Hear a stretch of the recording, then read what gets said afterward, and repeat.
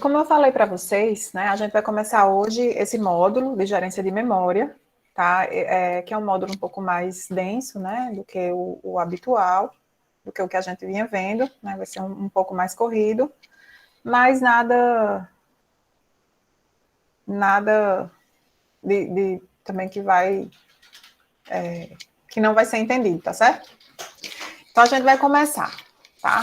A gerência de memória, né, assim como o gerente que a gente viu, né, aquele módulo do sistema operacional que gerencia o processador ou os processadores e que toma decisões sobre como compartilhar esses processadores e que identificou algumas estruturas de dados, como, por exemplo, o processo, né, a tabela de processos, tabela de threads, as estruturas necessárias para que os processadores sejam compartilhados entre os vários programas que podem rodar naquele computador, né, dando a impressão de que cada programa tem sua própria CPU virtual, né. Aqui o gerente de memória vai fazer algo parecido, tá? O gerente de memória, ele vai servir aos programas que vão ser executados, alocando memória para esses programas, trazendo esses programas para a memória, né, decidindo quem é que vem para a memória, quem é que volta para o disco, usando todos os níveis, né, de hardware, de armazenamento de dados, né, de forma combinada para que as aplicações consigam rodar, né. A gerência de memória é importante porque as tecnologias todas que a gente tem, né, o programa precisa estar na memória para ser executado, né. Não existe um programa que está no disco, aí eu vou executar um programa que está no disco, né. Não existe esse tipo de tecnologia. Então, a responsabilidade de trazer esses programas para a memória, quando vão trazer, que partes do programa vem, né? Depois, no futuro, a gente vai ver que só vem partes, não o programa inteiro. Isso tudo é do gerente de memória. Como é que o gerente de memória protege um programa do outro que estão na memória? Enfim, tem uma série de responsabilidades que está na mão desse gerente de memória do sistema operacional, e é isso que a gente vai ver nessas próximas aulas, tá bom? Hoje a gente vai começar aos poucos, né, para vocês irem pegando o ritmo. Eu vou mostrar primeiro, fazer uma breve revisão do hardware de memória, tá? Depois a gente vai começar vendo sistemas bem simples, para a gente ir entendendo as responsabilidades desse gerente de memória que existe no sistema operacional, tá bom? Então, uma breve revisão aqui para a gente relembrar sobre os tipos de memória que existem, né? Falando agora de hardware, os tipos de memória que existem no computador, né? A gente tem a memória secundária, que são basicamente discos, né? É uma memória bem mais barata, é uma memória não volátil, tá? Significa que mesmo que o computador seja desligado, os dados que estão armazenados nessa memória, eles são mantidos, e quando o computador é religado, esses dados podem ser recuperados, tá? E, basicamente, essa memória secundária, que ela é não volátil, ela tem um custo baixo, né? Se você for ver o custo por byte, né, armazenado nessa memória, é um custo bem baixo, mas é uma memória muito lenta, tá? As operações de leitura e escrita nessa memória são muito lentas, e se elas forem comparadas com a velocidade em que a CPU executa uma instrução, né, eu preciso ler alguma coisa dessa memória para executar uma instrução, a gente vê que são várias ordens de magnitude mais lentas do que a CPU, tá? As operações nessa memória secundária, tá? Subindo aqui nessa pirâmide, a gente vem para a memória principal, que é a memória sobre a qual a gente vai conversar mais agora nesse módulo, tá? A memória RAM é uma memória volátil, significa que os dados que estão nessa memória, eles vão ser perdidos caso o computador seja desligado.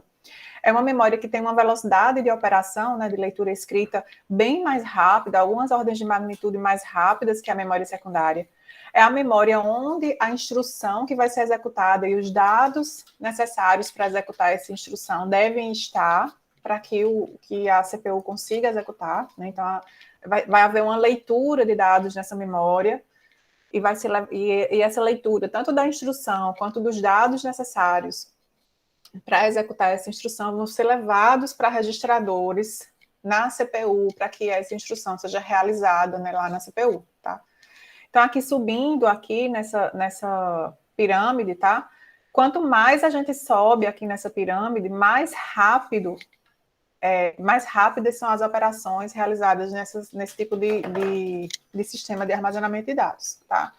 Então, aqui a memória principal, ela tem um custo mais elevado do que a da memória secundária, mas ela tem uma velocidade de operação bem mais rápida, tá? Se a gente sobe aqui, a gente vai aumentando o custo e aumentando também a velocidade de operação nesses tipos de memória, tá? Nesses tipos de sistemas que armazenam dados. Então, a gente tem uma memória cache, né? Quando a gente vai comprar um processador, geralmente vem lá a descrição, né, da cache que fica no processador, que nada mais é do que quando os dados são lidos da memória principal, eles são trazidos para essa cache, de forma que, como ler da cache é mais rápido do que ler da memória principal, quando há uma leitura na memória principal, isso depende do hardware, né, da tecnologia de hardware, mas em geral você lê uma quantidade de dados maior do que a que foi solicitada e já traz para essa cache com o pensamento otimista de que esses outros dados que estão próximos desse que foi lido agora, que vão ser necessários no futuro próximo, e aí você evita ler da memória principal.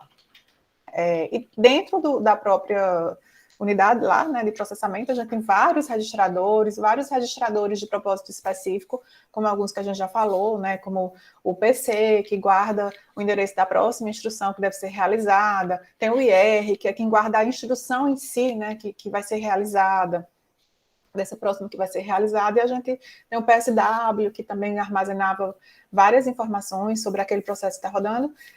E hoje a gente vai ver mais dois. Já já a gente vai ver mais dois registradores que ficam bem envolvidos nessa atividade de ler e escrever na memória principal, tá? Então, aqui, ler de registradores vai ser muito mais rápido do que ler da cache, que é muito mais rápido do que ler da memória principal, que é muito mais rápido do que ler da memória secundária, né? Mas, como o mundo não é perfeito, e o custo, né? Quanto maior a velocidade de operação dessas memórias, maior é o custo de ter essas memórias, né? Então, a gente tem uma quantidade bem limitada de registradores, de memória cache, né? E por conta do custo, a gente tem, ultimamente, cada vez mais memória principal e cada vez mais memória secundária, tá? Então, em geral, essa memória secundária aqui, ela é usada, quando necessário, como uma extensão da memória principal, mas não no sentido de que vai haver leitura da CPU direto, a CPU vai se comunicar direto com essa memória secundária, né? É mais no sentido de que quando existem dados que não estão cabendo, né, digamos assim, na memória principal, eles vão ficar numa área especial lá dessa memória secundária, indo e vindo, né, nessa troca entre a memória principal e a memória secundária. A gente vai falar um pouco mais já já sobre isso, tá? Que é mais uma revisão. Aí, continuando essa revisão, tá? A gente tem eu vou falar um pouquinho mais da memória principal, tá? Que é essa memória RAM, que a gente vai falar mais sobre ela, né? Ela tem uma tecnologia, né, específica lá de uma memória não volátil, tem partes eletrônicas lá, e a gente o que a gente chama de célula é como se fosse um sinal eletrônico que vai representar um bit nessa memória, tá? Então, esse bit pode ser 0 e pode ser 1, certo? Essa memória RAM, a unidade, ela é dividida em unidades que a gente chama de unidade mínima endereçável, que em geral é um byte, tá? Então, se você pensa em uma memória RAM de, sei lá, só para facilitar, 1 kilobyte, né? Então, você vai ter 1024 unidades endereçáveis nessa memória, se a unidade mínima endereçável for 1 byte, porque isso também depende do fabricante, tá? Eu posso ter 1 byte, mas eu posso ter outra unidade mínima endereçável, mas é muito comum que seja 1 byte. Então, você tem uma memória dividida em unidades, que a gente diz que são as unidades mínimas endereçáveis, que geralmente é 1 byte, e aí você pode ler, né? Você pode colocar lá no barramento, né? A CPU está conectada na memória RAM por vários barramentos, né? E um desses barramentos vai enviar o endereço que deve ser usado na operação que deve ser realizada na memória, seja de leitura, seja de escrita, né? E aí, esse endereço, isso é tudo hardware, né? Então, o dado que está naquele endereço vai ser lido e levado lá para algum registrador da CPU, tá certo? Aí, avançando um pouco mais aí na complexidade de como é a estrutura dessa memória, tá? Em geral, como eu falei para vocês, quando você vai ler algo dessa memória, você não lê só a unidade mínima endereçável, tipo 1 byte. Vamos supor que é 1 byte aqui nesse hardware que a gente está exemplificando aqui. Né? Vamos supor que a unidade, que essa é a unidade mínima endereçável, mas quando você vai ler alguma coisa da memória, você pode ter uma atitude um pouco mais proativa, tá? Já que é lento ler da memória, né? Se a CPU fica tendo que ler muita coisa da memória, ela vai ficar mais tempo ociosa, esperando essas leituras e essas escritas da memória. Então, quando você vai ler algo da memória, em vez de ler essa unidade mínima endereçável, é comum que leia um múltiplo dessa unidade. Então, vamos supor que essa unidade é 1 byte, mas quando eu vou ler, em vez de ler 1 byte, eu vou ler 4 bytes. Logo, coloco o byte que eu quero ler lá no registrador específico, o resto já fica lá na cache, aguardando, caso seja necessário no futuro próximo. Tá? E aí, essa unidade que a gente lê da memória, a gente chama de palavra. Tá? Então, quando eu vou ler da memória, eu leio uma palavra, que em geral é entre 2 bytes e 8 bytes. É o tamanho de uma palavra, tá certo? Eu estou falando esses termos para que vocês entendam, porque é provável que durante todo esse módulo a gente vai falar sobre unidade mínima endereçável, sobre palavras, sobre os registradores envolvidos, tá certo? Aqui, entre a CPU e a memória RAM, na verdade, tem vários, vai ter mais de um barramento, tá? Então, por exemplo, a gente pode ter um barramento onde vão os endereços, né, a serem da memória RAM, que deve representar o local onde a operação de escrita ou de leitura deve ser realizada, né? A gente vai ter outro barramento, um barramento de dados, que por exemplo, deve ser do tamanho dessa palavra para que a gente consiga ler palavras e trazer para os registradores ou para a cache lá da CPU, tá certo? Então, a gente vai ter esses vários registradores. Quando a CPU quer fazer uma leitura de alguma coisa aqui da memória, né, de alguma palavra da memória, ou seja, de uma unidade mínima endereçável, sei lá, a CPU vai colocar nesse registrador, a CPU vai ficar nesse registrador aqui, MAR, toda a CPU vai ter isso, o endereço que vai ser lido nessa memória. Então, esse registrador vai manter isso. Que vai ser lido ou que vai ser escrito, onde vai ser escrito, né? E esse MBR é outro registrador importante aqui, que é como se fosse um buffer que vai ou armazenar o que foi lido da memória, nesse endereço aqui, ou que está armazenando o dado que deve ser escrito na memória, nesse endereço aqui indicado no MAR. Então, via hardware, você usando esses dois registradores,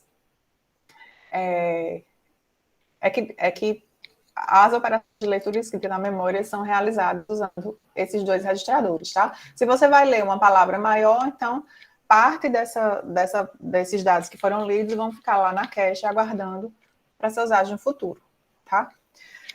Aí, continuando aqui, para a gente terminar essa revisãozinha, não sei se você se você é da época de vocês, se ainda existe isso hoje. Antes, né, quando a gente ia comprar máquina, teve um período aí de mudança, né, de tecnologia. E aí tem máquinas que têm barramento de endereço de 32 bits e máquinas que têm barramento de endereços de 64 bits. Né? Acho que vocês já devem ter visto, né, quando você vai comprar uma máquina que tem essa especificação. O que é que significa isso? Né? Eu falei para vocês que a gente tem na memória RAM uma unidade mínima que é endereçável, que geralmente é 1 byte. Tá?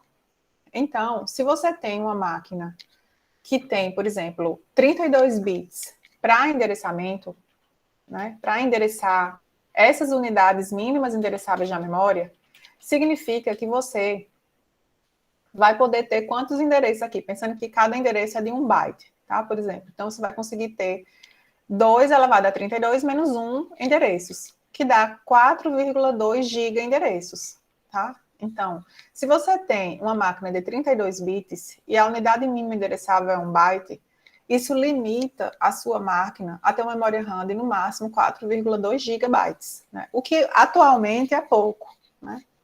O ideal atualmente, assim, a gente já busca máquinas que tenham mais do que 4 gigabytes de memória RAM, né?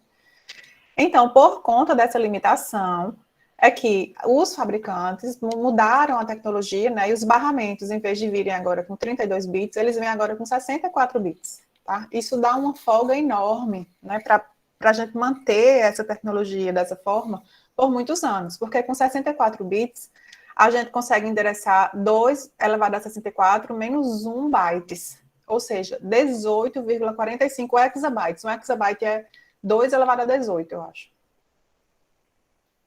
10 elevado a 18, aliás, desculpa. Então, você consegue, aproximadamente, né?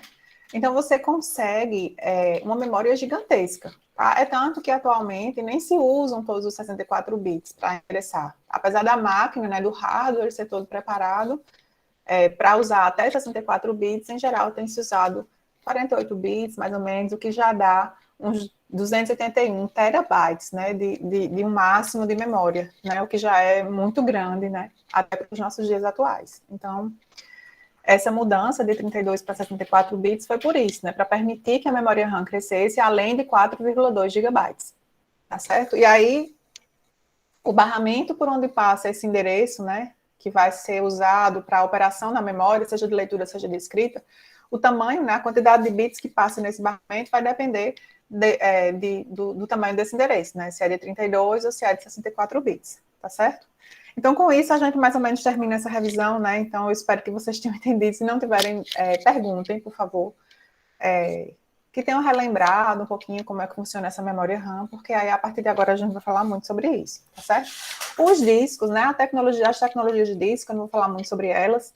Atualmente, a gente tem visto muito, né, os discos de estado sólido, o SSD, que eles são mais rápidos, eles têm uma tecnologia mais eletrônica do que uma tecnologia física, como os outros discos que a gente tinha antigamente, né? Que ele tinha que rodar um cabeçote e posicionar, apesar de que essas duas tecnologias têm convivido atualmente, né? Muitas máquinas vêm com discos que são mais mecânicos, né? Como o HD, que é o HD, e outras que vêm com esse disco de SSD, mas em ambos os casos, né? O que a gente tem, na verdade, são tecnologias diferentes para a mesma coisa, né? Que é armazenar dados em um ambiente não volátil. Mas o SSD, em geral, é bem mais rápido do que o HD, porque eu não preciso estar posicionando cabeçote para poder ler o dado que eu preciso ler, tá? A leitura é mais direta, então esses discos SSD são bem mais rápidos que o HD, tá bom? E aí, já que ninguém me interrompeu, eu vou continuar. Quais são as responsabilidades? A gente vai começar a conversar bem lentamente sobre as responsabilidades do gerente de memória, tá? A primeira responsabilidade que eu acho que todo mundo deve já ter em mente é que o gerente de memória, ele é responsável por alocar e desalocar memória para os processos, né? Então, é esse gerente que é responsável por trazer os processos para a memória. Se aquele processo precisa de mais memória do que está alocado agora para ele, é o gerente de memória que vai alocar essa memória, né? E depois que o processo encerra, é o gerente de memória que vai remover esse processo da memória, que vai guardar em alguma estrutura de dados que aquela área que antes estava sendo utilizada agora é uma área livre da memória, tá? Quando eu falar memória, a partir de agora, vai sempre ser memória principal, tá? Pode falar, Gustavo. Professora, a senhora está conseguindo me ouvir? Estou. Esse negócio do gerente de memória é parecido com aquele negócio de escalonador que a gente viu, não foi? Com a diferença que o escalonador, ele decide qual programa vai ser executado. E o gerente de memória, ele vai decidir qual processo vai ser armazenado ou vai ser executado, não é isso? Não que vai ser executado, ele é o responsável por trazer os processos ou parte dos processos do disco para a memória para que eles sejam executados, mas quem decide quem vai executar ainda é o escalonador. Só que o escalonador só pode executar quem está na memória, né? Quem não está, não tem como executar. Tá certo, entendi, professora. Certo? Pronto. Então, continuando. Só para não ficar, eu vou falar aqui uma coisa que é mais curiosidade, tá? Só para não ficar assim, uma abstração muito grande, tá? Quando chega nessa parte, a gente tem que abstrair tantas coisas, porque é muito complexo. Então, como é esse jeitão desse processo, né? Como é que vocês já pagaram compiladores? Vocês têm essa disciplina, compiladores? Tem? Tem não, né? Quando você quando você tem um programa, né? Vocês são acostumados a ver o código fonte, né? Vocês escrevem programas, vocês são programadores.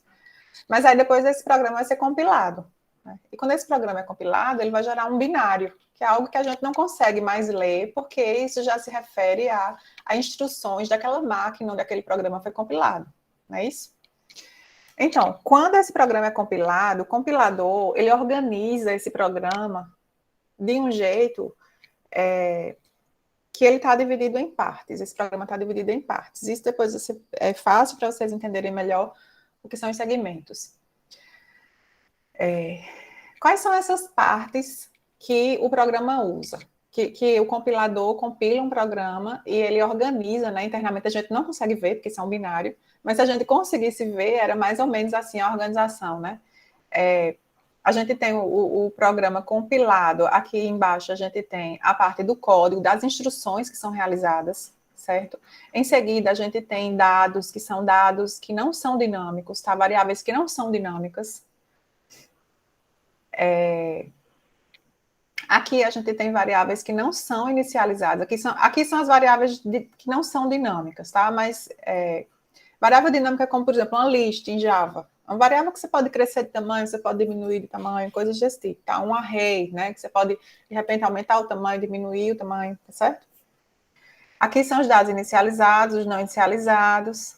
Aqui, depois, em seguida, a gente tem o que a gente chama de uma heap, que é para guardar essas variáveis que a gente chama de dinâmicas, e que podem crescer ou diminuir ao longo da execução do programa, tá? Então, se eu preciso de mais memória para armazenar alguma variável dessa, então, é como se o compilador deixasse um espaço aqui vazio para que esse heap cresça aqui para cima, quando essas variáveis dinâmicas precisam crescer, certo? E aqui no topo desse espaço aqui de endereçamento, a gente tem a pilha de execução. Né? Toda vez que o programa está executando, aí você chama uma função, essa função vai ser empilhada aqui nessa pilha, vamos supor que dentro dessa função você chama outra função, aí vai ter um novo empilhamento aqui nessa pilha de execução, e aí quanto mais funções alinhadas você tem, mais essa pilha vai crescendo, né? Até o ponto que a última função que você chamou termina, e aí você vai retornando para o endereço que você estava nas funções anteriores, né? Então, essa pilha, ela guarda os endereços das instruções que são necessárias para que a gente consiga acompanhar a execução de um programa, e ela também vai precisar crescer, né? Quanto mais funções alinhadas você tem, que se chama uma função, dentro dela se chama outra, dentro dela se chama outra, maior vai ficando essa pilha até o ponto em que a última função, né, termina e você vai voltando nessa pilha para executar as outras funções que foram chamando umas às outras, certo? Então, existe um espaço aqui que permite que essa pilha cresça para baixo ou para cima. Mas que espaço é esse? Vamos entender isso agora. Porque isso é importante agora para a aula da gente, para a gente entender o que é espaço lógico de endereçamento, tá?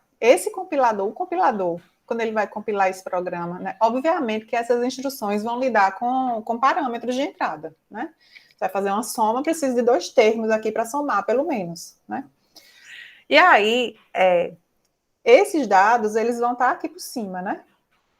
Vão ser ou dados inicializados ou não inicializados, sei lá, ou vai ser alguma variável dinâmica que vai estar envolvida nessas instruções.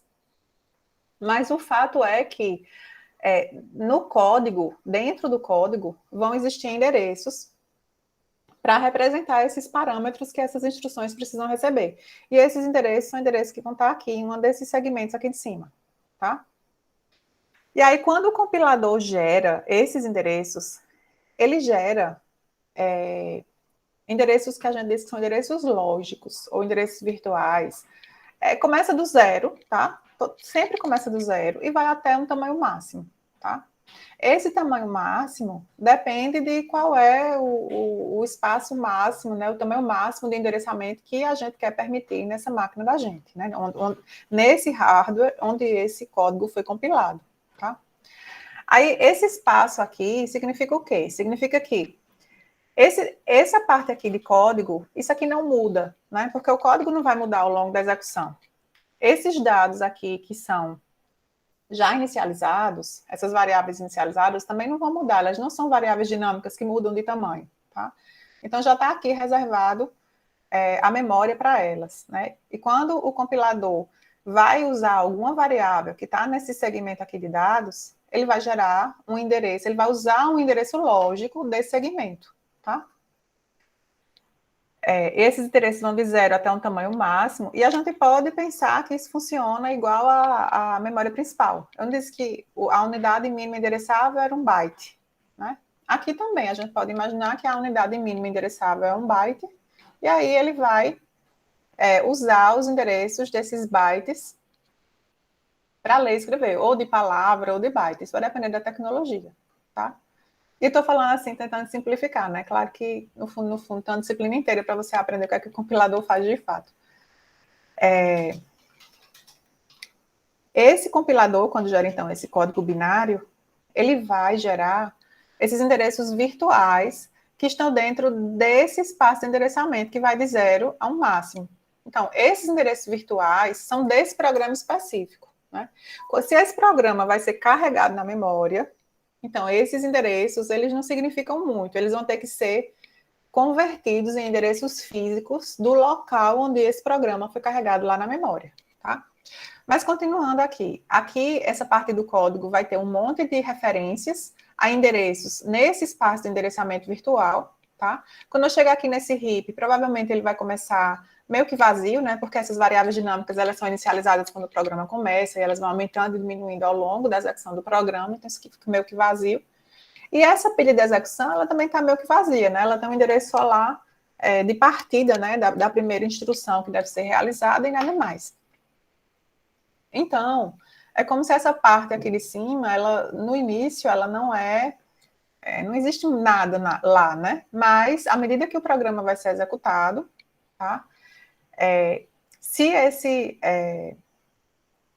esse programa, né, começa a chamar funções, aí é que você vai povoando aqui essa pilha de execução. E aí os endereços que são gerados aqui nessa pilha são endereços que estão mais no topo desse espaço lógico de endereçamento para manter esse espaço aqui de possibilidade de uma área livre para que essa pilha cresça aqui para baixo e essa heap cresça aqui para cima, tá? Assim, de forma bem simplificada, isso é o código binário, né, de um processo, digamos assim, tá? E aí, esse código binário, ele vai ser gerado com esses endereços que eu falei, que são endereços virtuais, ok? Esse código, quando esse programa vai ser executado, né, é como se esse código fosse trazido para algum lugar da memória, tá? Aí eu ilustrei aqui, por exemplo, aqui a memória RAM, que tem endereços que vão de 0 até uma capacidade máxima aqui da memória. Aqui aqui na base aqui dessa memória tem um sistema operacional, está carregado aqui. Então, tem uma boa parte aqui da memória RAM que já fica reservada, né, para abrigar, né, o sistema operacional. E o restante da memória é para onde vão vir os outros processos dos usuários que vão precisar ser executados, tá? E aí, aquele processo que a gente estava vendo, né, que aqui dentro dele tem um monte de endereços lógicos que vão de 0 até um tamanho máximo, quando eles são carregados aqui nessa memória, se eu continuar usando esses mesmos endereços lógicos, né, que vão de 0 até um tamanho máximo, a gente vai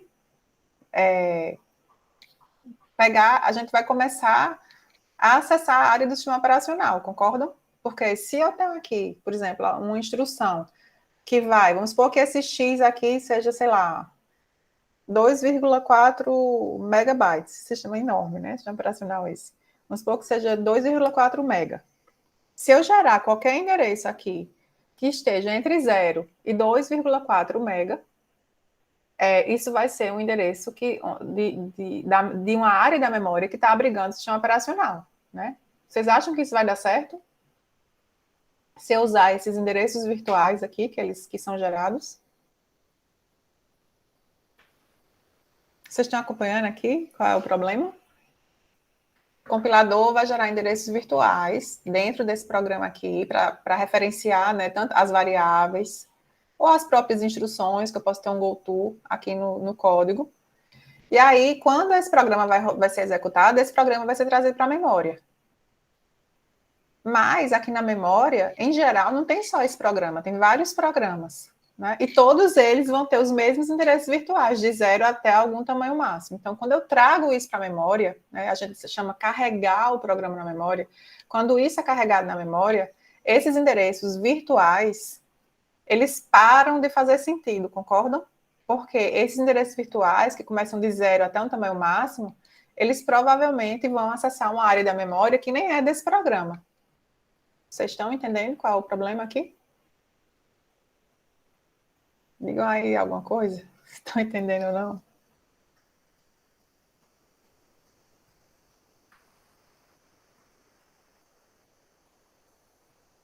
Não, né? Vou falar de novo. Quando o compilador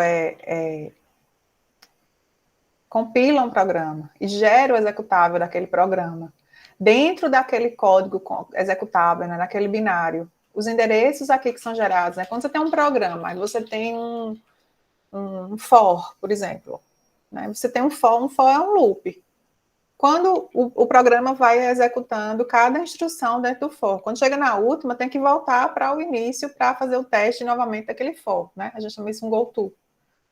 Então, esses endereços e também os endereços dos dados que vão ser usados em cada instrução dessa são endereços que a gente chama de endereços virtuais, tá? Então, o compilador, ele não sabe onde é que o programa vai ser carregado na memória.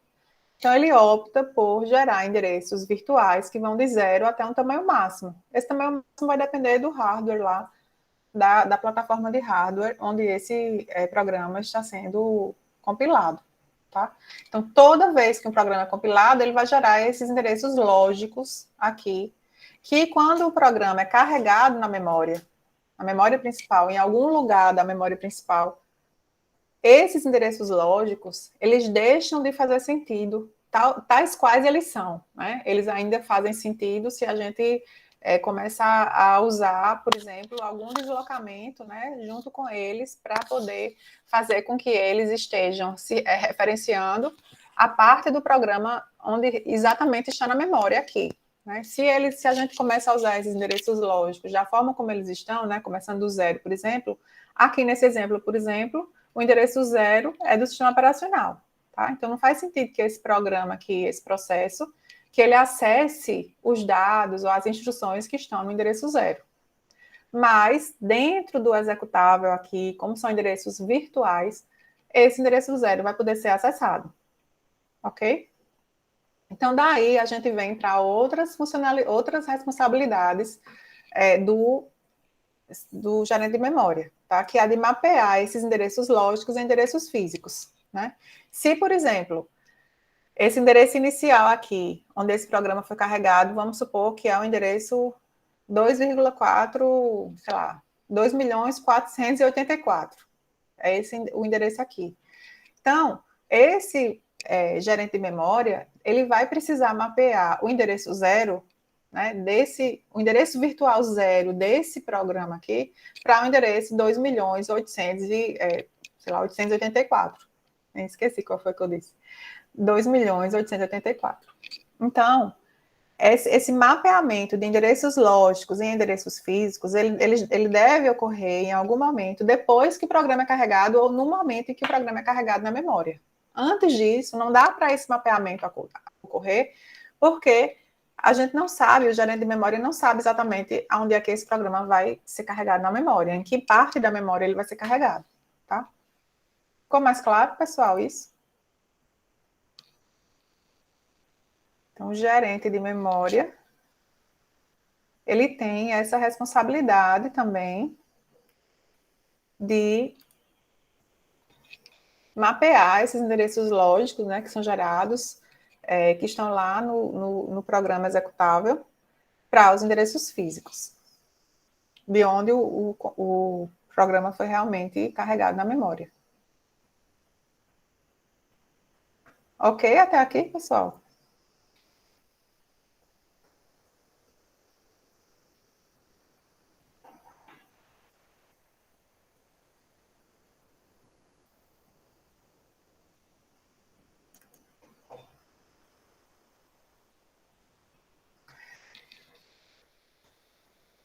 Tem dúvida onde, Marta?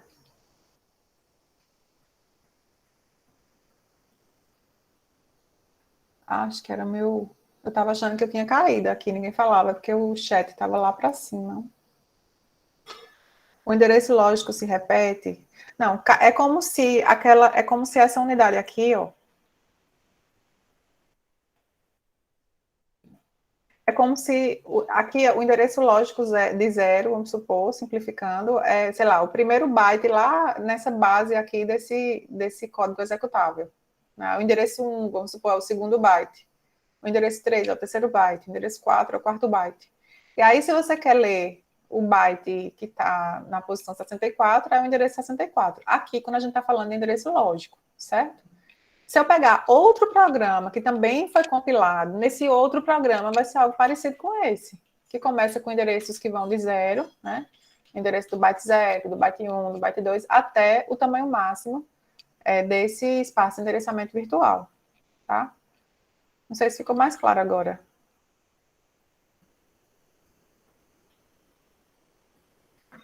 E aí, quando a gente carrega esse programa aqui na memória, né, esses endereços virtuais que começam do zero, eles vão ter que ser realocados, né? Eles vão ter que ser revistos para representar o endereço real de onde esse programa foi carregado na memória, e não o endereço zero, porque o endereço zero, inclusive, provavelmente é do sistema operacional.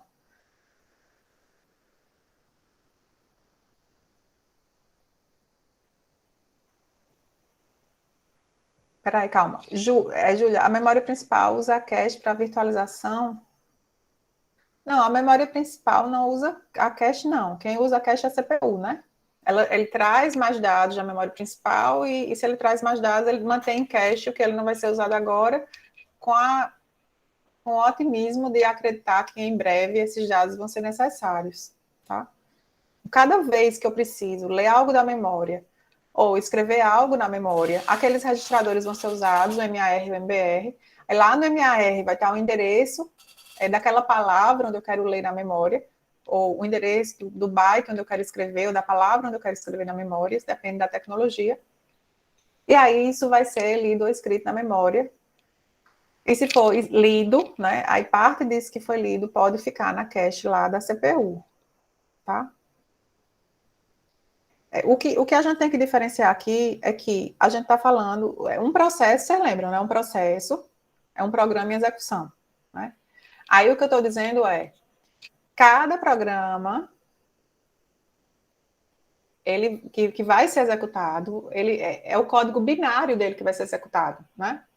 Esse código binário, dentro dele, vão ter as instruções que vão ser realizadas, né? Essas instruções vão endereçar, né, outras partes dele, que são os dados que vão ser necessários para a realização dessas instruções. E esses endereços que são gerados pelo compilador, no momento em que o programa é compilado e esse código binário é gerado, esses endereços são endereços virtuais, que sempre vão iniciar de zero e vão até um tamanho máximo. Esse endereço zero, se a gente pegar o endereço zero e for ler o endereço zero na memória, não faz sentido, porque nem sempre esse programa vai ser carregado no endereço zero, tá? Deixa eu colocar aqui para ver se fica mais claro. Se por acaso esse programa tivesse sido carregado nessa parte aqui da memória, foi carregado aqui, joia, o endereço zero, os endereços virtuais, eles casam exatamente com os endereços físicos aqui dessa memória, certo? Mas, se esse programa for carregado aqui, nessa parte aqui da memória, os endereços virtuais que tem aqui dentro, os endereços lógicos que tem aqui dentro desse programa, eles não estão mais corretos, porque eles estão referenciando o endereço, começando do endereço zero. O endereço zero é esse aqui, onde está o sistema operacional. Não sei se agora faz mais sentido. Então, cada vez que esse programa é carregado, mesmo que seja o mesmo programa, dependendo do local onde ele vai ser carregado aqui na memória, o sistema operacional vai precisar fazer essa realocação, né, de um endereço lógico que está aqui, nesse código compilado, para um endereço físico onde esse programa foi, de fato, carregado na memória. Ficou mais claro aqui, depois que eu mudei aqui? Então, se todo programa fosse carregado aqui no endereço zero, desse jeito que está aqui, então a gente não teria problema de realocação, né? Porque os endereços lógicos, que começam de zero e vão até um máximo, eles fariam sentido aqui, eles seriam iguais aos endereços físicos onde esse programa foi carregado, os endereços físicos aqui da memória RAM onde esse programa foi carregado. Mas se ele for carregado em qualquer outro local, nem que seja aqui, ó, os endereços lógicos que tem aqui dentro desse código compilado, desse código binário, eles já não fazem mais sentido, eles já estão incorretos e precisam ser realocados, considerando esse local da memória onde esse programa foi carregado. Ficou mais claro agora?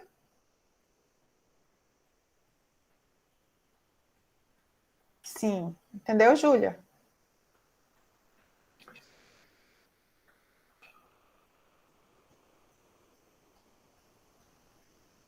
Mais ou menos.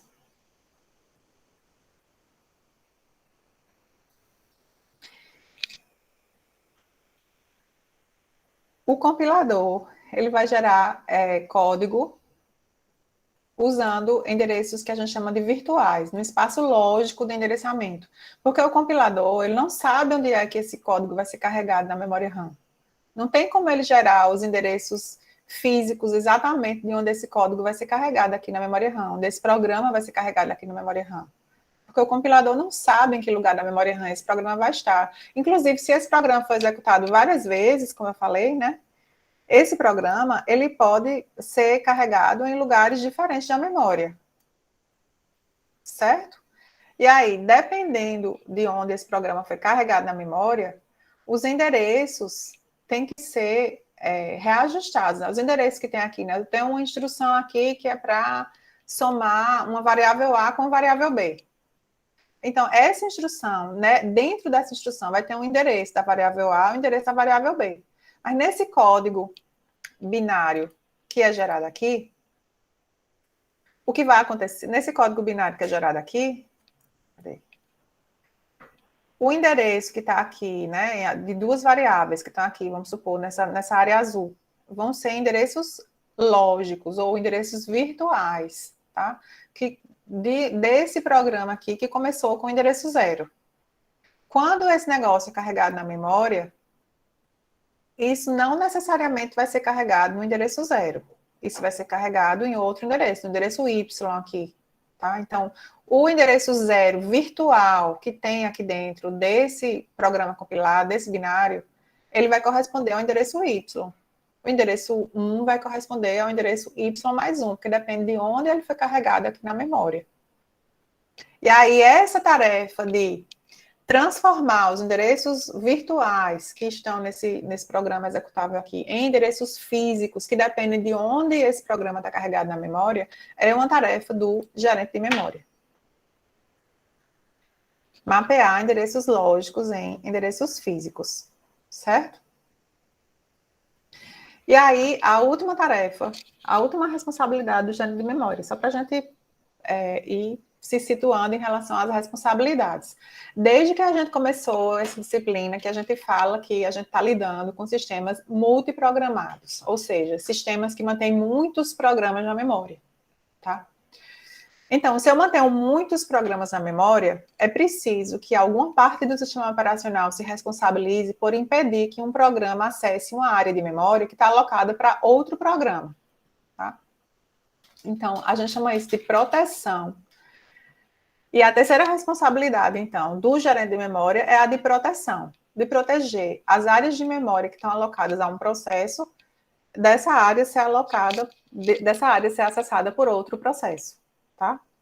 Então, basicamente, assim, se a gente pensar de forma bem genérica, o gerente de memória de um sistema operacional, ele tem essas três responsabilidades: alocar e desalocar memória para os processos, mapear endereços lógicos e endereços físicos, que é isso que a gente viu ainda agora, e proteger as áreas de memória de um processo de serem alocadas por outros processos que não têm autorização de ver essas áreas de memória, tá? Claro que vão existir situações em que pode haver algum compartilhamento de memória, né? Mas no caso em que não há compartilhamento de memória, não deve ser possível que um processo B acesse áreas da memória que estão alocadas a um processo A.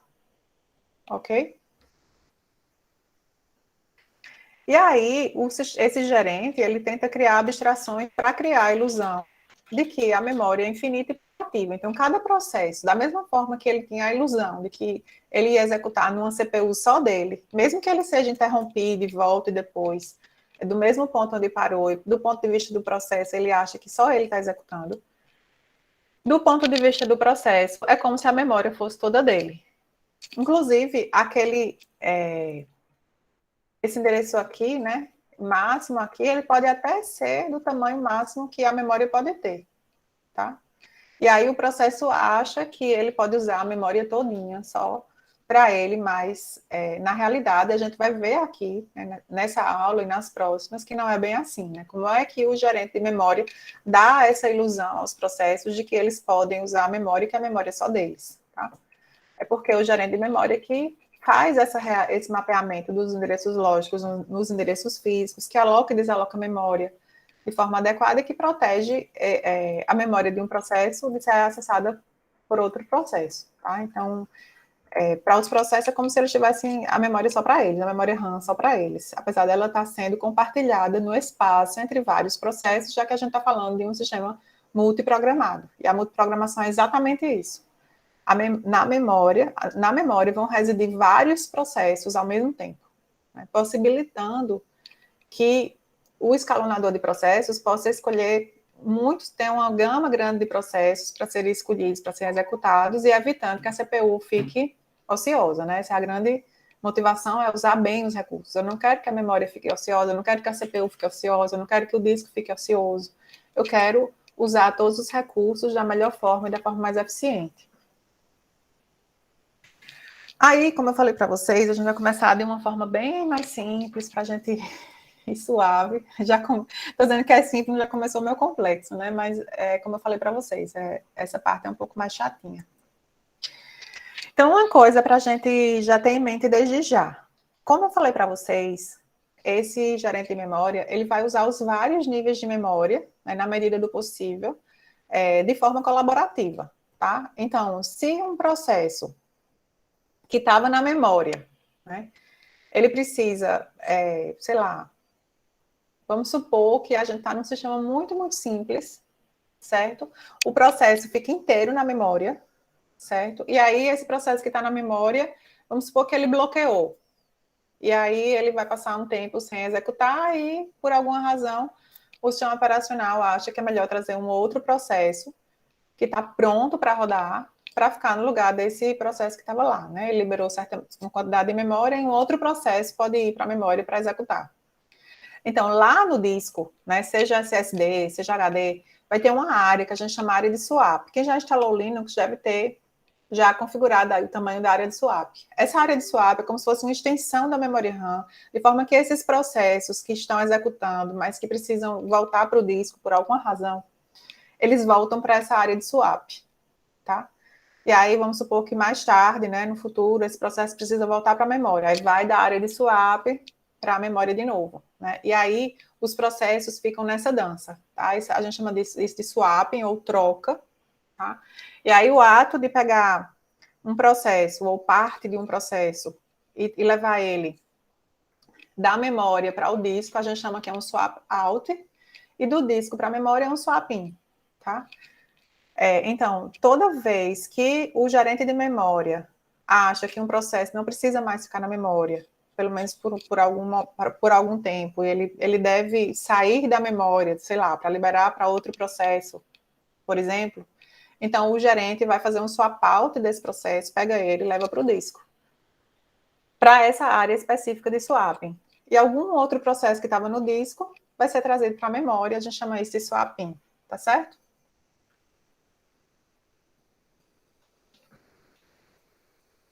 Não entendi dúvida. A dúvida, Júlia, se teria sobrecarga caso houvesse mais de um programa na memória, você quer dizer?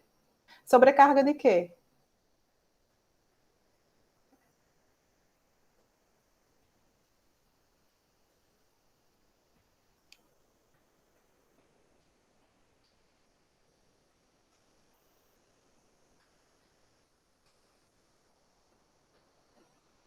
Sim, se a memória fosse usada apenas por um programa, isso. se a gente tiver nessa situação bem simples assim, se eu tiver só um programa, né, e esse programa bloquear, a CPU vai ficar por um tempo sem ser utilizado, né? Ele vai bloquear, fazer uma leitura de disco, por exemplo, né? Então, essa CPU não vai ficar subutilizada porque tem que aguardar esse término dessa leitura ou tem que aguardar que esse programa volte para essa área de swap e que outro programa pronto para rodar seja carregado na memória para que esse outro programa seja executado, né? Que esse é exatamente o jeito bem simples que a gente vai começar a ver essas responsabilidades do gerente de memória, tá? É considerando que a gente tem uma área de swap, mas que a gente só tem um programa por vez na memória e o que o programa inteiro vai estar na memória, tá? Então, imagine uma máquina dessa. Eu rodo o SO, claro, né? E eu rodo um programa por vez. E quando esse programa, só tem um programa na memória. E quando esse programa precisa voltar para o disco, ou eu preciso trocar para outro programa, esse programa vai para essa área de swap, e um outro programa que estava lá no disco vai ser carregado na memória, tá? E aí, como é que fica esses endereços lógicos e esses endereços físicos? A gente está agora falando daquela situação em que a questão da alocação ela é simples, né? Parte da memória RAM, essa parte cinza aqui clarinha, isso aqui tudo é a memória RAM, tá certo? Que tem uma certa capacidade de ser. Essa parte aqui da base da memória, né, que começa no endereço 0 até o endereço X, está todo reservado para o SO, para o sistema operacional. E aqui, depois do endereço X para cima, isso vai ser alocado para um único programa, já que a gente está falando de um sistema bem simples, monoprogramado ainda, tá? Aí esse programa vai ser carregado aqui no endereço X, digamos que, vamos supor, para simplificar ainda mais, que esse sistema operacional, o tamanho dele é sempre X, tá? E o outro programa pode sempre ser carregado a partir do endereço X, certo? Então, é uma solução bem simples, mas uma solução que vocês vão me dizer se ela é genérica, tá?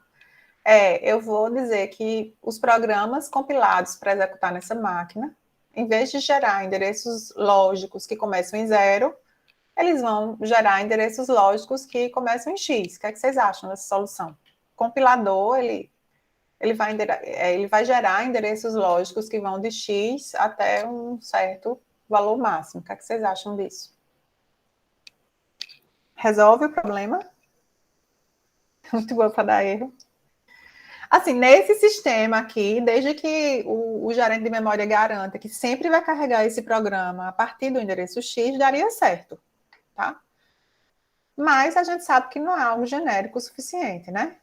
Se por acaso eu mudo a versão do sistema operacional, né? Tem uma atualização do SO e essa atualização vai para X mais 1, né? Esses programas já deixam de estar corretos, né? Precisariam ser recompilados, sabendo agora que vão ser carregados em X mais 1. Então, não parece ser uma solução genérica, uma solução fácil de manter, né?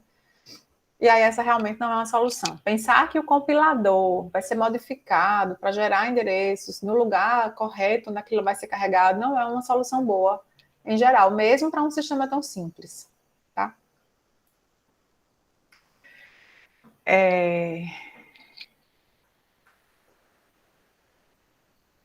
O que é que vocês acham que pode ser outra solução aqui? Vocês têm alguma ideia? Vão pensando aí, tá? Para que esse sistema seja correto, assim, funcione de forma correta, tá? Além desse mapeamento de endereços lógicos, endereços físicos, que vocês estão me devendo uma solução aqui para esse problema bem simples. O sistema operacional tem que manter alguma estrutura de dados que indique se já existe um programa na memória ou não. Que estrutura é essa que vocês acham que pode ser? O sistema operacional precisa saber se tem um programa carregado ou não na memória, né? Ele pode manter o quê de informação para saber isso?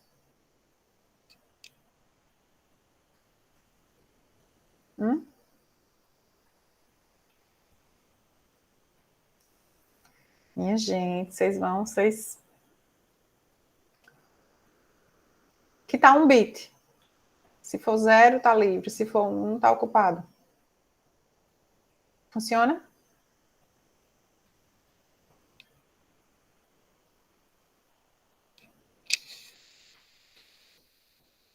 Funciona, né, Douglas? Super simples. O sistema operacional mantém 1 bit para saber se tem um programa lá carregado ou não. Se tem um programa lá carregado, ele sabe que em algum momento tem que fazer o swap out desse programa, se ele quiser trazer outro para a memória, né? E se está livre, no momento em que surgir um programa pronto para rodar, se está livre, provavelmente é porque não tem nenhum programa para rodar, né? Na medida que surgir um programa para rodar, ele vai passar esse bit para ter o valor que representa o ocupado e vai carregar esse programa na memória, tá? E a proteção, a gente pode imaginar que em um sistema tão simples, que só tem um programa, a gente poderia deixar essa proteção sem realizar, por exemplo, tá? Só para a gente não complicar tanto aqui de cara. Mas essa proteção seria, o próprio sistema operacional tem que garantir que nenhum endereço entre 0 e X vai ser acessado por esse programa do usuário. Isso aqui é proteção, tá? Então, vamos supor que nesse programa do usuário tem um bug, tá? E aí eu tenho uma instrução, e essa instrução tem 2 parâmetros que são endereços, tá? São endereços das variáveis que devem ser usadas por essa instrução. Se eu estou falando desse programa verdinho aqui, esses endereços devem estar entre X e L, né? Entre o X e o L. Se por acaso esses endereços, né, tem um bug lá nesse programa e eu tenho o valor do endereço e tem um -1000, sei lá, tem um -1000 lá. É um bug, tá? Do programa. E aí, isso vai acessar uma área aqui do sistema operacional. Isso é falha de proteção, tá? Então, o gerente de memória, ele tem que garantir que esse programa verdinho aqui do usuário, ele só vai acessar os endereços que vão de X a L. Que o sistema operacional só vai acessar áreas que estão alocadas para o sistema operacional, tá certo? Mas vamos supor que, por enquanto, isso não está sendo feito. Esse sistema que a gente conversou aqui até agora, né, que o próprio compilador gera o endereço a partir de X, não tem proteção, e tem um bit para o sistema operacional saber se existe um programa carregado na memória ou não. Vocês acham que ele é útil? O que vocês acham?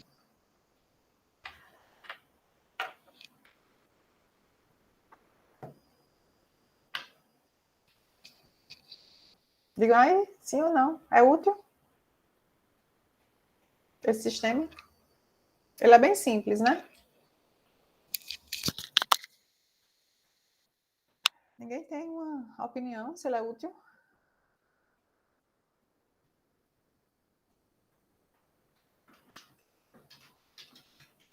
Ele talvez seja útil para sistemas bem simples, tá? Que tem um propósito bem específico, né? Esses sistemas embutidos, né? Sei lá, uma luz inteligente que sente a luz do ambiente, liga ou desliga, dependendo disso. Um sistema que vai detectar a temperatura e soltar água, né? Para apagar incêndio. Enfim, coisas bem simples e bem específicas, eu acredito que é útil, né? Porque você só tem um programa mesmo para rodar. Mas nos sistemas de propósito geral, isso não é útil, tá? É comum que as pessoas falem que é uma bicicleta para peixe, né? Peixe não anda de bicicleta. Então, é algo que não... Por mais que você se ocupe em fazer algo assim, com essas características, não é útil para um sistema de propósitos gerais, como que a gente está estudando agora, tá? E aí, vamos complicar um pouquinho mais. E se por acaso a gente pegar essa memória principal, né? Que a gente tinha uma memória principal e a gente tinha só o sistema operacional carregado e um outro programa. Era isso que a gente tinha até agora. Né? E agora, se a gente dividir essa memória em vários pedaços, que a gente chama de partições, e em cada partição dessa eu posso colocar um programa. Então, vamos supor que eu tenho uma memória, eu dividi essa memória, tem um sistema operacional lá, na área dele, reservado para ele, tá? Sempre vai ter o sistema operacional na memória. Vamos supor que eu divido essa memória em 4 partições. Ou seja, além do sistema operacional, eu posso ter mais 4 programas nessa memória, tá? E o escalonador de processos pode alternar agora a execução desses programas da forma como a gente estudou lá no nosso primeiro módulo e no segundo módulo. Tá? Então, a gente agora vai estudar esse sistema. Vocês entenderam qual a diferença desse sistema para o que a gente antes? O que a gente viu antes era um sistema monoprogramado, né? Como se tivesse uma partição só, além do sistema operacional. E agora eu tenho várias partições, além do sistema operacional, tá? Como é que as responsabilidades do gerente de memória ficam mais complexas por conta disso, né? Que a gente agora mudou para ter várias partições, ou seja, vários programas na memória. A gente vai continuar com o programa inteiro na memória, tá certo? Para simplificar. Então, eu não consigo executar um programa que seja maior do que a memória, por exemplo, né? Porque eu vou carregar o programa inteiro na memória, tá? Aqui nesse exemplo, a gente tem, tá? Que eu omiti o sistema operacional. Aí a gente tem duas partições. Uma partição que foi do endereço 2024 até o endereço 16.380 e outra que foi do endereço 16.384 até 32.764, tá? Então, eu tenho essas duas partições e eu tenho 2 programas carregados aqui nessas duas partições já, certo? A realocação que a gente viu, né, que era simplesmente somava o X, né? Eu sempre colocava no lugar lá X quando eu tinha um sistema monoprogramado, né? Eu pegava um endereço lógico e somava X e aquilo era o meu endereço físico, porque todos os programas eles eram carregados a partir do endereço X. Isso não funciona mais, né? A realocação estática em tempo de carga, por exemplo, é algo que a gente pode fazer aqui, tá? Se eu aloquei, tá? Esse programa aqui,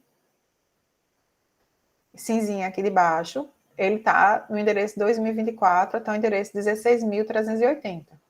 Então, se esse programa aqui, se ele quer acessar o endereço 24, o endereço 24 faz parte dos endereços que estão alocados a ele. Ó, isso aqui é um jump, é uma instrução que vai fazer um goto, como se fosse um goto, para o endereço 24. O endereço 24 é um endereço que está alocado para esse programa cinza? Sim ou não, pessoal? Não está alocado nesse programa cinza. Significa que a gente precisa fazer uma realocação, né? Esse endereço 24 é um endereço virtual, que começou do zero. Como é que vocês acham que a gente, já que esse programa cinza começa do endereço 2024, como é que a gente faz essa realocação? O endereço 24 vai se transformar em que endereço? Dado que ele foi carregado a partir do endereço 2024. 2048, eu vou só somar, tá? Então, que tal se, por exemplo, essa realocação vai ser feita assim? O sistema operacional, ele sabe que esse programa foi carregado a partir do endereço 2024, e aí toda vez que esse programa vai rodar, se existir algum referência a algum endereço, tá? Esse endereço vai ser somado com 2024, que é o endereço base a partir de onde esse programa foi carregado. Vai dar certo? Sim ou não? Eu vou sempre somar 2024.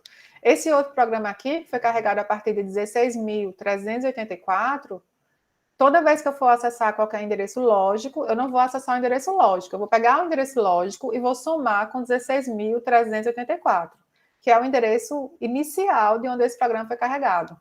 Vai dar certo essa realocação? Sim ou não? O que vocês acham? Douglas acha que sim. Douglas, ainda bem que tu estás aí, viu? Tem hora que eu acho que eu caí, tô falando sozinha. E Duane ali também, dá para ver que tá ali. Douglas acha que sim, vai funcionar, tá, pessoal? Mas isso já pensou, se toda vez que a gente for acessar a memória, o sistema operacional tiver que rodar para poder fazer essa realocação, isso vai ser rápido? O que é que vocês acham? Isso é eficiente? Não é eficiente, tá? Porque o sistema operacional é software, né? Eu tenho que fazer uma mudança de contexto, botar o sistema operacional para rodar. O sistema operacional vai ter que verificar que lá nessa área, né, onde ele vai guardar, né, o endereço inicial, onde cada processo foi carregado, somar aquele endereço e retornar. E aí vamos supor que eu retorno para o programa do usuário, outra mudança de contexto, ao programa do usuário, a próxima instrução já é para ler outra área de memória, e o sistema operacional vai ter que rodar de novo, então isso está muito longe de ser eficiente, tá? Então, apesar disso ser uma solução que dá certo, né, no sentido de que não dá erro, dá certo, essa solução precisa da ajuda do hardware, tá certo? E aí, a outra coisa, já eu digo como é que a gente vai usar o hardware para isso, tá certo? A outra solução que a gente vai precisar é de proteção, né? Agora a gente tem muitos programas na memória, né? Nesse caso aqui, a gente tem 2 programas na memória. Eu preciso proteger, né? Eu não posso deixar que esse programa cinza aqui debaixo acesse nenhum endereço que está alocado, que não está alocado a ele, na verdade, né? Esse programa cinza, ele só pode acessar as áreas de memória que vão do endereço 2024 a 16.380. Qualquer outra área de memória deve ser proibida a esse programa cinza de acessar, né? Que essa é a proteção. Né? Agora que a gente tem múltiplos programas na memória, essa proteção se torna mais importante, tá? Porque qualquer bug, né? Sei lá, eu tenho um endereço no meu código lá binário, eu tenho um endereço e por alguma razão esse endereço está, sei lá, somado com algum valor e aí ele vai ultrapassar a área da memória daquele programa. Ou ele está diminuído de algum valor e ele vai estar na área da memória alocada a outro programa. Tá? Então, essa proteção agora precisa ser garantida. Tá? Como é que vocês acham que isso pode ser feito? É parecido com o que a gente faz para essa realocação de endereço virtual para endereço físico. A realocação a gente faz como? A gente vê qual é o endereço inicial aqui, né? E aí a gente soma qualquer endereço que a gente acha nesse código aqui, a gente soma com aquele endereço inicial, e aí a gente vai ter um endereço físico. Aí a gente precisa fazer alguma coisa agora com esse endereço físico para garantir que ele está dentro da área de memória reservada para esse programa específico. Tá? O que é que a gente faz? A gente pega esse endereço físico e aí a gente vai ter que verificar se ele está ultrapassando esse limite aqui do que está alocado para esse programa. Né? O sistema operacional ele sabe que esse programa foi carregado do endereço 2024 até o endereço 16.380. Então, é preciso que, uma vez que eu realoco o endereço, né, eu pego o endereço lógico, somo com 2024, esse endereço resultante, esse endereço físico, ele ultrapassa 16.380. Se ele ultrapassar, é um erro de proteção. O sistema operacional não deve deixar que isso ocorra, ok?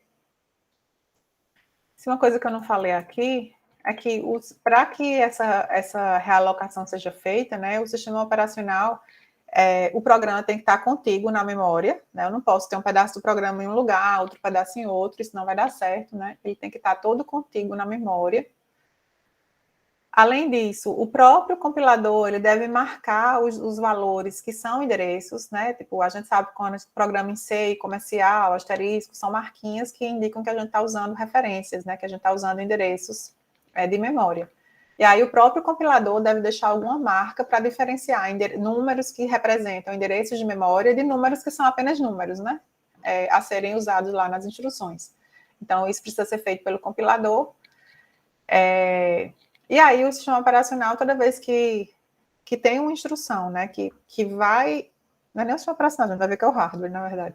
Uma instrução que vai acessar algum endereço de memória, e esse endereço de memória precisa ser realocado, então é que vai ser feita essa soma, né, desse valor desse endereço com o endereço inicial, onde esse programa foi carregado na memória de forma contígua, né, o programa inteiro aqui carregado na memória, tá?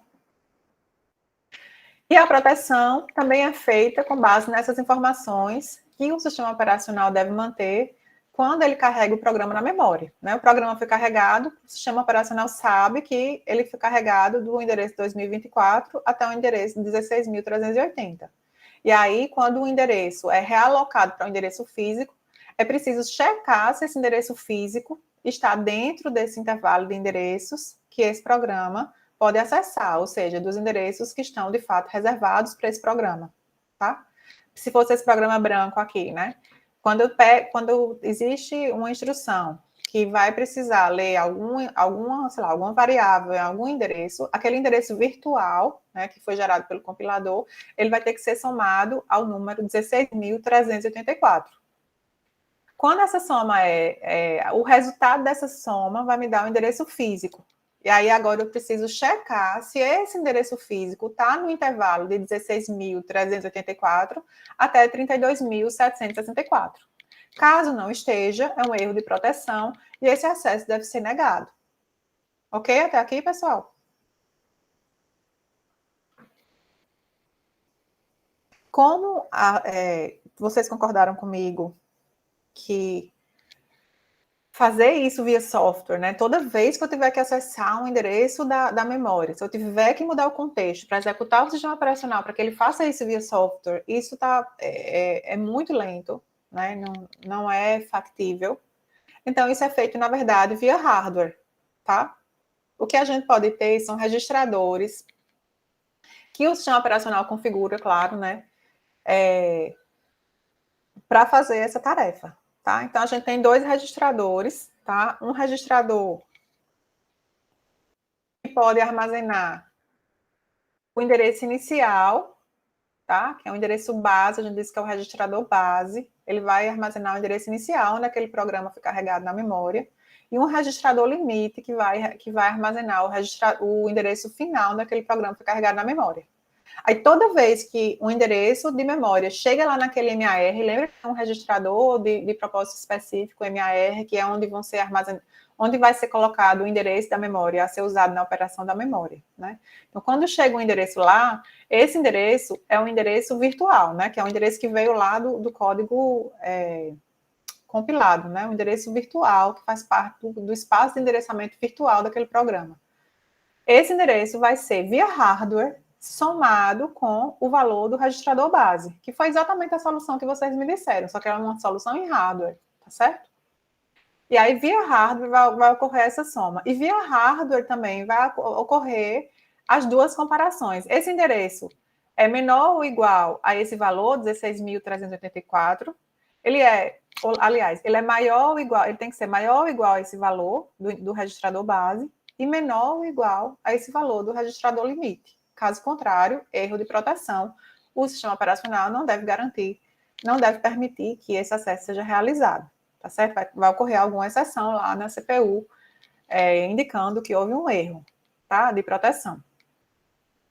E aí, com essa solução em hardware e esses programas sendo carregados de forma contígua, a gente passa a ter um sistema que é multiprogramado, né? Ou seja, tem muitos programas na memória que podem ser executados, certo?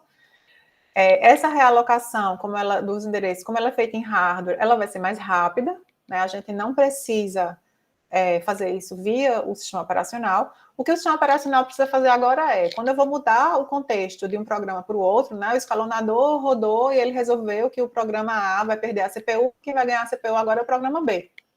Então, o próprio sistema operacional tem que configurar o valor do registrador base e do registrador limite para que essa realocação do espaço de endereçamento lógico para endereços reais de memória, onde o programa B foi carregado, que ocorra de forma correta, né? Então, toda vez que há uma mudança de contexto, esses registradores agora vão ter que ser configurados, tá certo? E aí a gente tem a proteção funcionando. Então, a gente tem um sistema que é multiprogramado, a gente tem um sistema que tem um gerente de memória que faz realocação dinâmica, né, dos endereços de espaço de endereçamento virtual para os endereços físicos da memória, onde aquele programa foi carregado. A gente tem um gerente de memória que faz proteção e que não permite que um programa acesse áreas que não estão alocadas para ele próprio.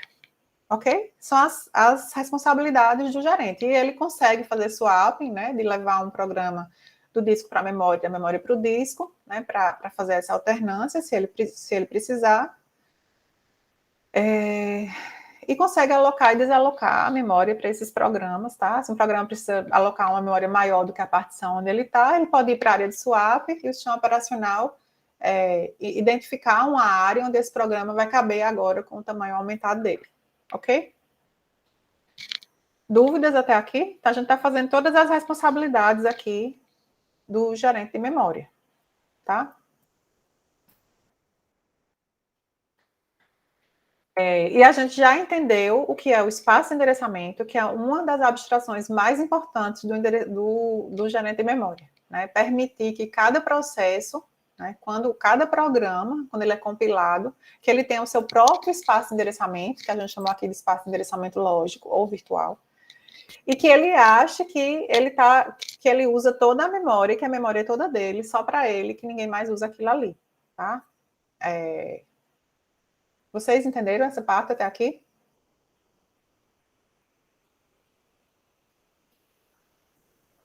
Se não entenderam, vocês falem, tá?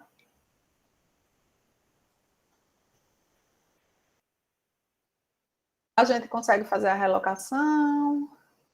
Tá.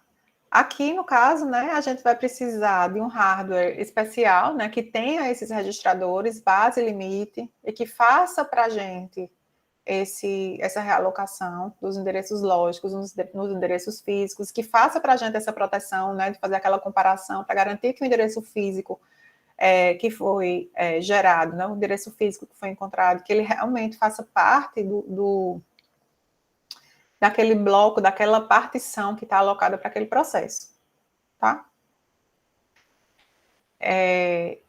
Isso, aparentemente, vocês acham que é uma solução suficientemente genérica para que a gente tenha P processos na memória, qualquer número de processos, 1 processo, 2 processos, 3 processos, 10 processos? Acham que é uma solução genérica o suficiente?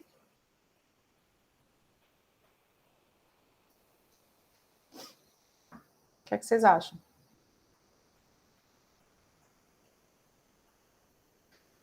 E agora, né, que a gente tem vários programas na memória, em vez de ter só um bit, né, para dizer se tem um programa ou não, a gente vai ter vários bits. A gente pode ter um mapa de bits, por exemplo, né? E aí, esse mapa de bits vai indicar quais são as partições que, para cada partição que eu tiver, né? Falando de partições estáticas, vamos supor que eu dividi a memória em 5 partições de mesmo tamanho, e os programas vão ficar lá nessas partições. Então, eu posso ter no máximo 5 programas na memória, além do sistema operacional. E aí, eu posso dizer que eu tenho 5 bits agora, né? Um para cada partição, para indicar se aquela partição está ocupada ou não. Certo? Então, é mais ou menos assim que ia funcionar esse gerente de memória. Ele precisa saber, né, quais são os processos que estão na memória, em que partição da memória está aquele processo, tá? O que é que vocês acham dessa solução? E ele continua fazendo swapping, né? Toda vez que um processo, sei lá, bloqueou, vai depender de como é que é o escalonador, na verdade, né? O processo bloqueou, ele pode ser levado para a área de swap, né, em vez de ficar lá gastando memória, e outro processo que está lá na área de swap pronto para rodar pode voltar para a memória para poder ser executado. Tá? Porque a memória física ela tem limite, né? A memória RAM, inclusive, ela é cara, ela tem um limite. É provável que ela não consiga abrigar todos os processos que estão prontos para rodar, e aí o próprio gerente de memória pode ficar fazendo essa dança. Obviamente, lembrando daquele mix de processos que a gente gostaria de ter, né? De processos que são mais limitados por CPU e mais limitados por entrada e saída, e tentando manter esse mix corretamente, tá? E aí a gente usa o disco como extensão da memória para manter os processos, né? Alguns processos que não estão executando agora, ou não estão prontos para executar agora, ou que não devem estar na memória agora, por alguma outra razão aí de desempenho, e aí a gente usa essa área de swap do disco para manter esses processos, e fica fazendo aí esse movimento aí de swap in e swap out entre esses processos nas várias partições que a gente tem lá na memória, tá? E aí? O que é que vocês acham até aqui? Vocês estão entendendo o que a gente está conversando até agora? Falem aí alguma coisa, só para eu ver se está ou não. Se não tiver, eu posso repetir alguma coisa específica que não esteja clara.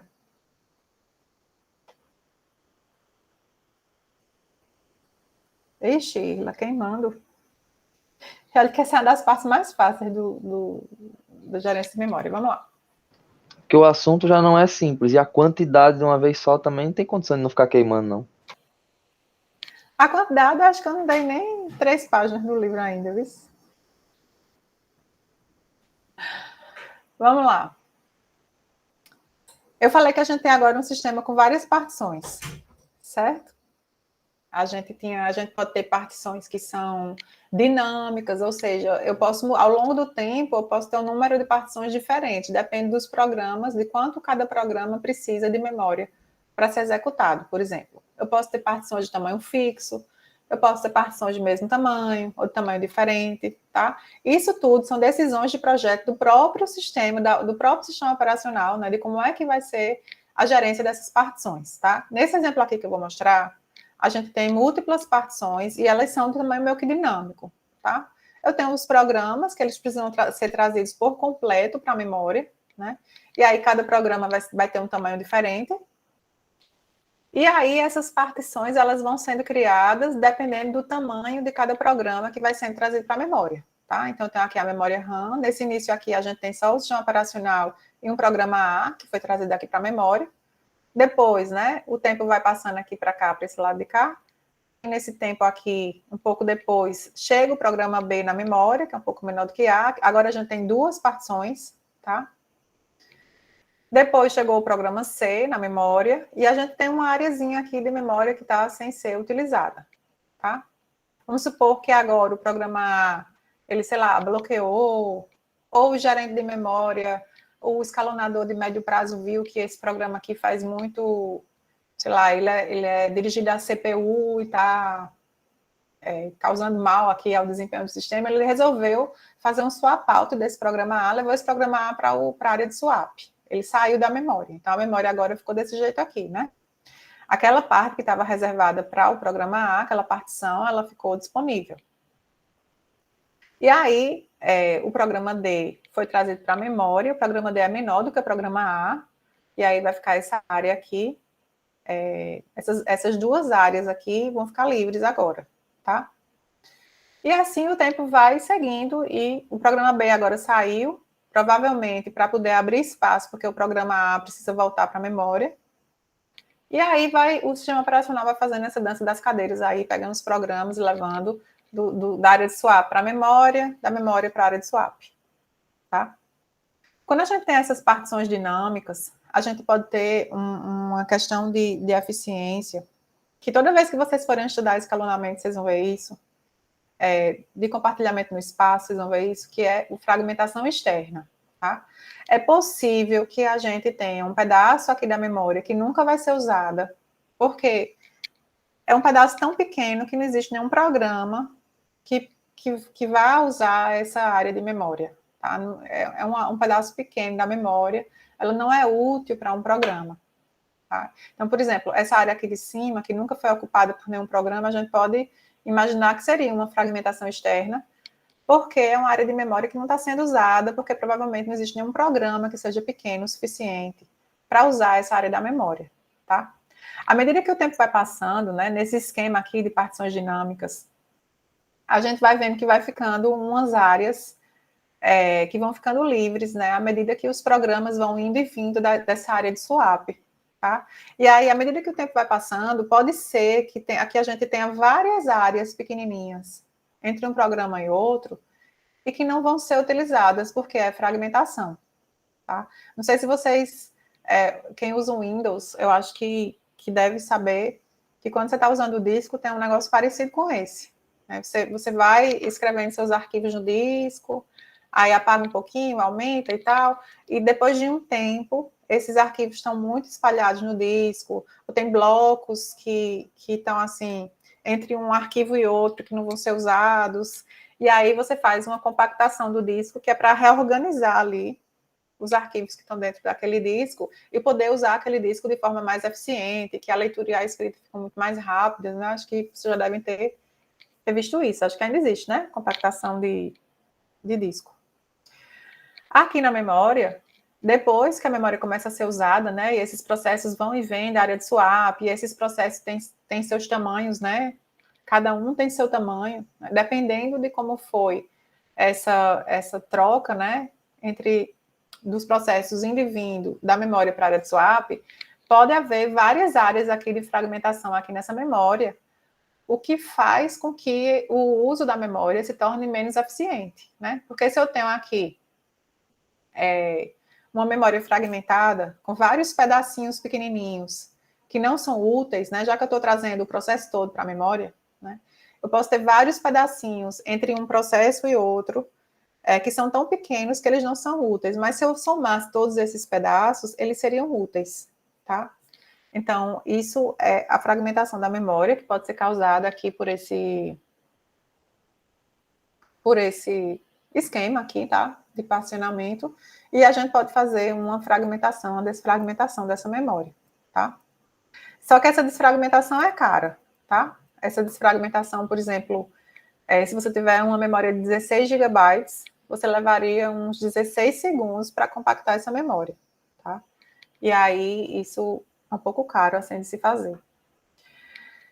Uma outra coisa que a gente falou aqui, que o sistema, o gerente de memória, ele precisa alocar e desalocar a memória para os programas, né? Então, já existe uma área reservada, né, para que aquela pilha de execução cresça para baixo, que aquele heap com os dados dinâmicos cresçam para cima, né? Mas em algum momento pode ser que a pilha cresceu muito para baixo, os dados já cresceram muito para cima, e esse negócio se tocou, e agora esse programa precisa aumentar de tamanho, tá? E aí é o gerente de memória que precisa achar uma outra partição, né, um outro lugar da memória, que esse programa possa aumentar e continuar de forma contígua alocada lá na memória, tá? Então, provavelmente esse programa vai precisar ir para a área de swap para poder voltar, né? Claro que espera-se que toda vez que o programa é carregado, existe aquela área, naquele espaço para expansão. A gente espera que esse programa vá precisar, poucas vezes, aumentar de tamanho, tá? Mas se isso precisar ser feito, quem precisa fazer isso também é o gerente de memória.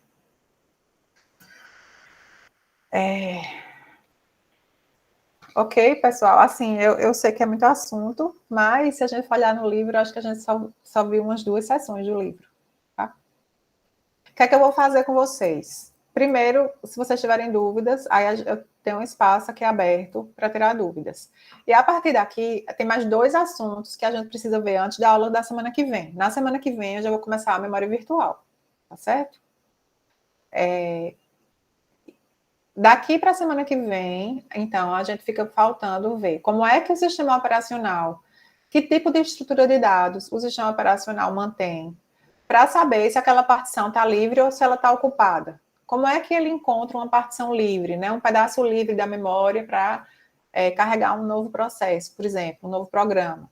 Tá? Quando um programa encerra, ou quando ele sai da memória para a área de swap, o que é que o sistema operacional precisa fazer para manter atualizada a informação sobre o uso da memória, tá? Então, basicamente, ele usa ou um mapa de bits ou uma lista encadeada, e aí eu vou passar um vídeo para vocês assistirem em casa na quinta-feira sobre isso, tá certo? Além disso, se algum programa precisa sair da memória, que programa vai ser esse? Tá? Existem algoritmos que são usados para identificar isso, e aí também vai estar nesse vídeo, tá certo? Aí a gente termina esse assunto mais inicial, para a semana que vem a gente começar a ver memória virtual com paginação, tá certo? Aí se vocês tiverem alguma dúvida, vocês podem tirar agora, não sei se vocês já tiraram tudo ao longo da aula.